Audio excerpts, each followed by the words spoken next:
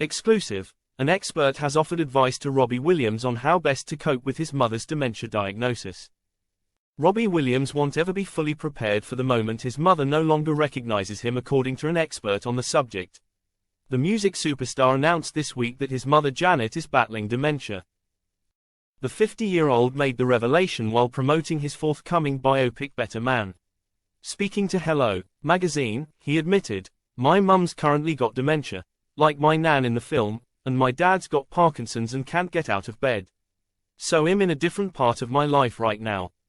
There are many forms of dementia, but overall it involves the loss of cognitive functioning, thinking, remembering, and reasoning, to such an extent that it interferes with a person's daily life and activities. It affects many people, with more than 944,000 people in the UK suffering from the condition. However, their families suffer too as they watch their loved one deteriorate."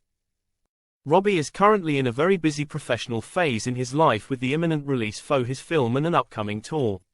He is also a father of 4 children aged from 12 down to 4 who will no doubt want to understand what is happening with their grandmother. Express.co.uk asked Angelo Macri, the Senior Knowledge Officer for Wellbeing with the Alzheimer's Society, what Robbie could expect in the coming weeks, months and years, and how he can best deal with it. Alongside offering advice on coping, he admitted, "I don't think you can ever be fully prepared for your parents forget your name, or to forget that they're your parent. I don't think there's anything you can do that will really prepare yourself." Reflecting on where Robbie goes from here, Angelo advises he needs to process the diagnosis before he thinks about anything else. "I suppose the first thing to do, what I would say to anyone if they phoned me and said my parents just been given this diagnosis, I would always say, take time to actually process that. Gain as much knowledge as you can, as much information as you can, and really just try and take things one day at a time, one step at a time, because the type of care that someone is going to need may well vary day to day. People's capacity can fluctuate, people's symptoms can fluctuate, so it can be very difficult. A diagnosis like this, there's always going to be a massive adjustment.